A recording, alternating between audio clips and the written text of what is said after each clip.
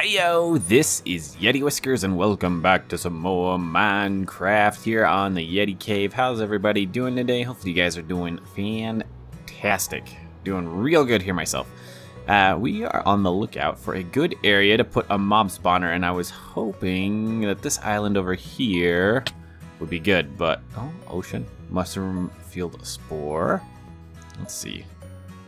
I'm checking underneath the journey map over there. Ah, bummer. This is all mushroom fields shore, so I will not be able to put a mob spawner here. That's kind of a bummer.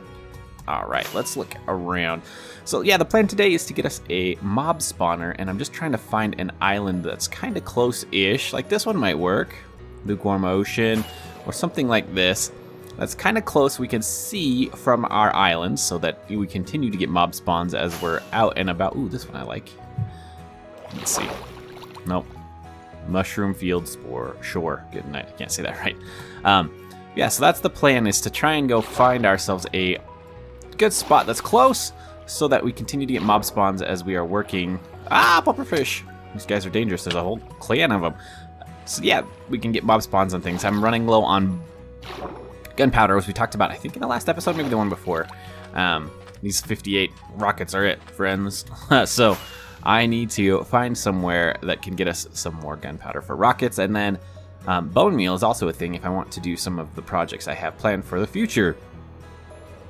So I'd like it to be kind of close if we can, and if not, there's a group of islands out in this direction that'll work for our little needs. So plan is today I'll probably get done the mob spawner itself and like the mechanical part, and then we'll maybe decorate it in another episode. So I'm gonna keep looking around for a little while, see if we can't find something that's not a mushroom field shore that's kind of close, and if we have to build up an island maybe out of the depths, that's fine, we'll make it work. But anyway, I will let you know when we're ready. See you in a bit.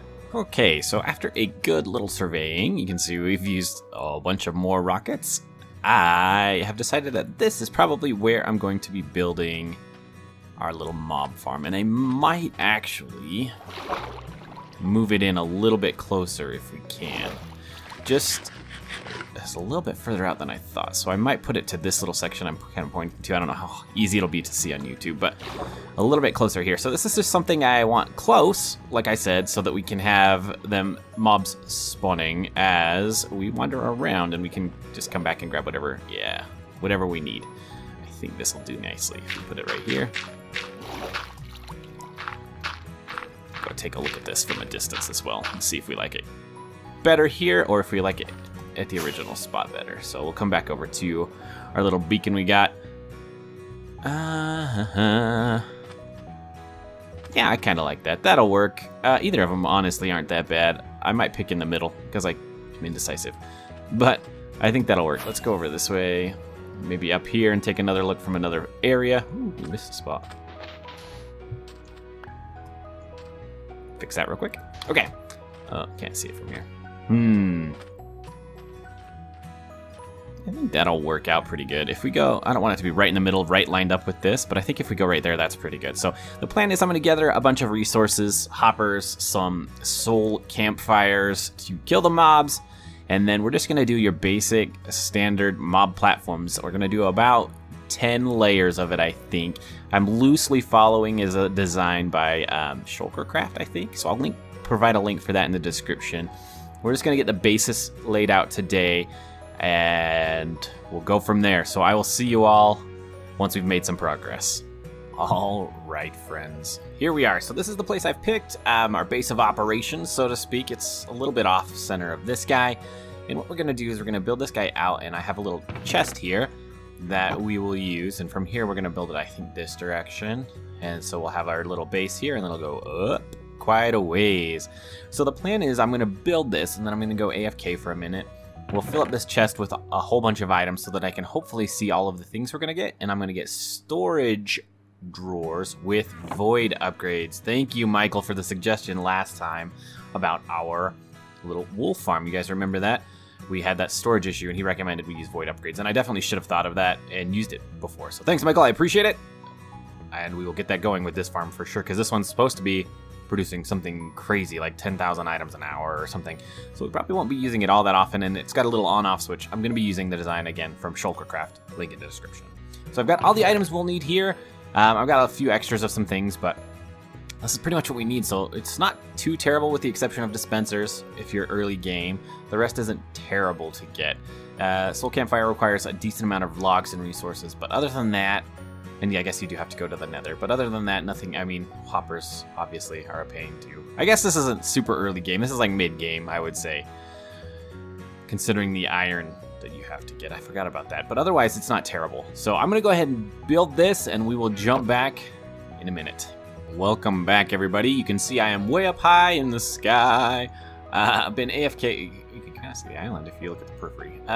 Been AFK for one night, and I just wanted to test it because we don't have a roof on it. In the Shulkercraft design, there is a roof, but we're not going to do that because we're actually going to enclose this at some point. So, fly down. We'll turn this guy off for now, and let's go see what we got for our spoils.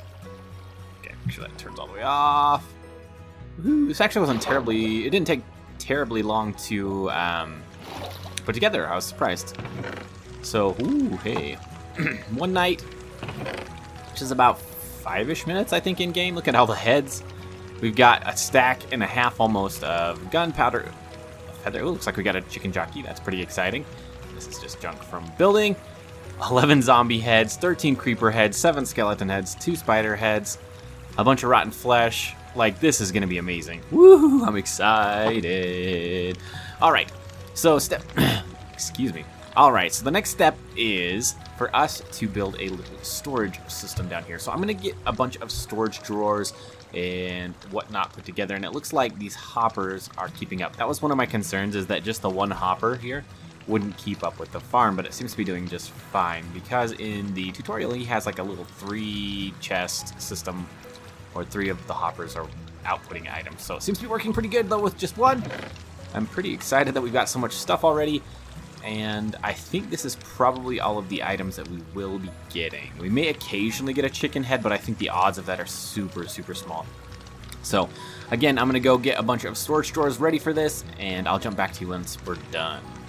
All right, everybody, welcome back. Just about ready to go add our storage upgrades. Over there, you can see we've got the storage upgrade 5s, just because emeralds are pretty easy to come by, and these are the biggest upgrades there are, so yeah, pretty easy. Okay, so I wanted to talk a little bit about how the farm works. You have 10 layers of spawning for the mobs, and they need 2 blocks each, aside from Enderman, and this won't work with Enderman because we use...